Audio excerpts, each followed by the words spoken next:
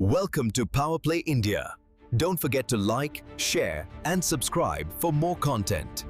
नमस्कार दोस्तों, मेरा नाम अरुण है और आप देखना शुरू कर चुके हैं पावर प्ले इंडिया। आज हम बात करेंगे उत्तर प्रदेश के सबसे बड़े डेमोक्रेटिक एक्सरसाइज की, यूपी पंचायत इलेक्शंस 2026। ये इलेक्शन सिर्फ लोकल पोल्स नहीं है, बल्कि भारत के सबसे पॉपुलस स्टेट के ग्रास रूट गवर्नेंस की फाउंडेशन है। इस वीडियो में हम कवर करेंगे इंस्टीट्यूशनल रेडीनेस, रिजर्वेशन पॉलिसीज और वो डिजिटल चेंजेस जो इस बार के इलेक्शंस को पहले से अलग बनाते हैं। हम ग्राम स्वराज के सपने को रियलिटी में बदलने वाले नए फ्रेमवर्क्स पर भी डिस्कस करेंगे। तो चलिए शुरू करते हैं सेमीफाइनल्स 2027 वाले। सबसे पहले बात करते हैं उन इंस्टीट्यूशंस की जो इस इलेक्शंस को कंडक्ट कराते हैं। Uttar Pradesh state election commission एक कॉन्स्टिट्यूशनल बॉडी है जो आर्टिकल 243 के तहत काम करती है। इस बार की लीडरशिप में मिनिस्टर ओम प्रकाश राजभर और ईसीएस अनिल कुमार झा में मेन रोल में है। ये लखनऊ हेडक्वार्टर से पूरी प्लानिंग की जा रही है, जिसमें वोटर लिस्ट्स की एक्यूरेसी और पोलिंग मैनेजमेंट पर स्पेशल फोकस है। याद रहे, panchayat elections state election commission handle करता है, ना कि सेंट्रल इलेक्शन कमीशन। ये एक बहुत बड़ी लॉजिस्टिकल चैलेंज होती है, क्योंकि हम लाखों वोटर्स और हजारों पोलिंग बूथ्स की बात कर रहे हैं। कौन इलेक्शन लड़ सकता है? इसके रूल्स बहुत क्लियर हैं। कैंडिडेट की एज कम से कम 21 साल होनी चाहिए। एक इंपॉर्टेंट रूल ये है कि कोई भी एमपी या एमएलए साइमल्टेनियसली यानी एक साथ प्रधान नहीं बन सकता।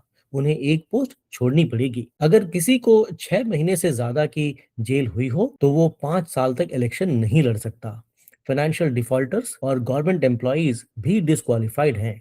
इसका मेन ऑब्जेक्टिव है लोकल गवर्नेंस में ट्रांसपेरेंसी और इंटीग्रिटी मेंटेन करना।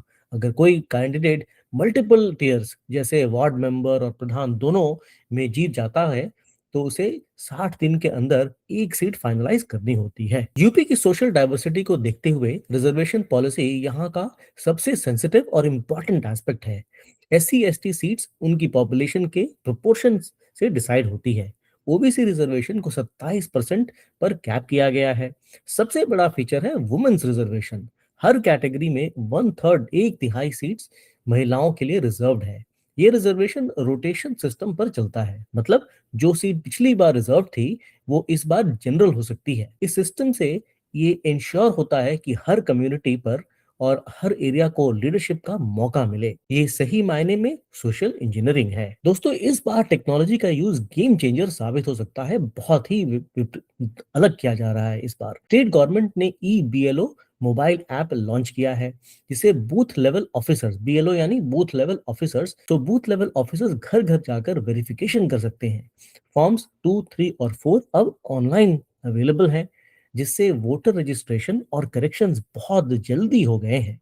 गवर्नमेंट ने नोटिफिकेशन 354 के जरिए इलेक्टोरल रोल्स का समरी रिवीजन किया है, ताकि डुप्लीकेट वोट्स और लॉजिकल एरर्स को एलिमिनेट यानी हटा दिया जाए। डिजिटल ट्रांसपेरेंसी से फेक वोटिंग पर लगाम लगेगी और जो रिजल्ट्स आएंगे वो क्रेडिबल होंगे, उस पर भरोसा किया जा सकता है। पॉलिटिकल लैंडस्केप की अगर बात करें तो मुकाबला बहुत दिलचस्प है दोस्तों। रूलिंग पार्टी यानी भाजपा बीजेपी का फोकस है ट्रिपल इंजन गवर्नमेंट, मतलब सेंटर, स्टेट और अब पंचायत में भी वही पावर। वो वेलफेयर स्कीम्स जैसे पीएमएवाई और स्वच्छ भारत के सक्सेस पर वोट मांग रहे हैं।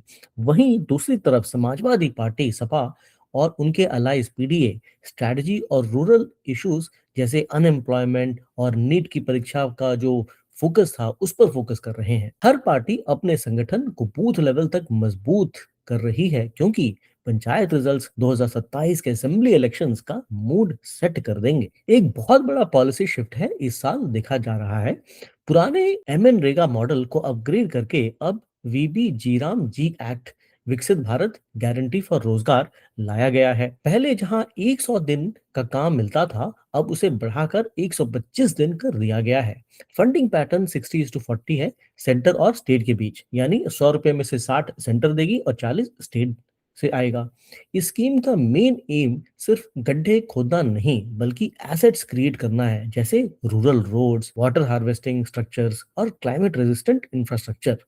ये लोकल इकोनॉमी को बूस्ट देने का एक नया और बहुत मजबूत तरीका है। बजट की बात करें तो प्रायोरिटीज काफी क्लियर है। टोटल एलोकेशन का सबसे बड़ा हिस्सा, लगभग 40%, वीबी जी रामजी एम्प्लॉयमेंट को दिया गया है।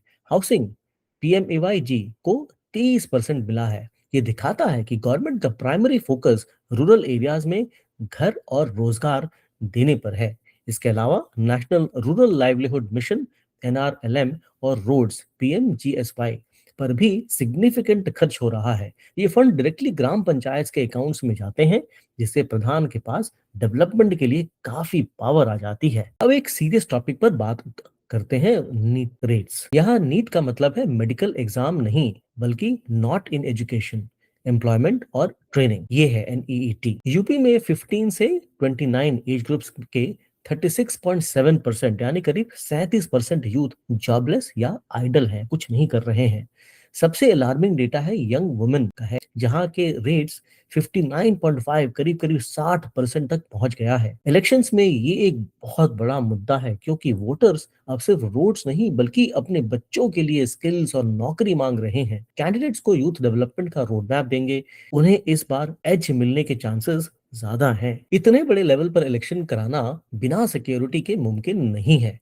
Model code of conduct MCC लगते ही गवर्नमेंट कोई नया अनाउंसमेंट नहीं कर सकती। सेंसिटिव जोन्स में सेंट्रल सिक्योरिटी फोर्सेस को डिप्लॉय किया जाता है, ताकि बूथ कैप्चरिंग जैसी पुरानी प्रॉब्लम्स ना हो।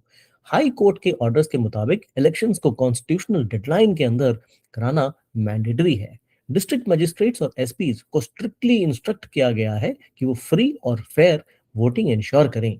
किसी भी तरह का इंड्यूसमेंट या शराब और पैसे का बंटवारा इलीगल है। दोस्तों, 2026 का ये इलेक्शन यूपी के फ्यूचर की दिशा तय करेगा। ये सिर्फ हार जीत का सवाल नहीं है, बल्कि विकसित ग्राम से विकसित यूपी बनाने का रास्ता है। एम्पावरमेंट, टेक्नोलॉजी और यूथ फोकस इस बार के इलेक्शंस के 3 बड़े पिलर्स हैं। अगर लोकल गवर्नेंस मजबूत होगी, तभी स्टेट और देश तरक्की करेगा। दोस्तों, आशा है कि ये वीडियो आपको पसंद आया है। इस वीडियो को लाइक, शेयर और सब्सक्राइब जरूर करें। पावर प्ले इंडिया देखने के लिए बहुत बहुत धन्यवाद। हमसे जुड़े रहिए। हम अगले वीडियो में दोबारा मिलेंगे। तब तक के लिए जय हिंद, जय Bharat. Welcome to Power Play India. Don't forget to like, share, and subscribe for more content.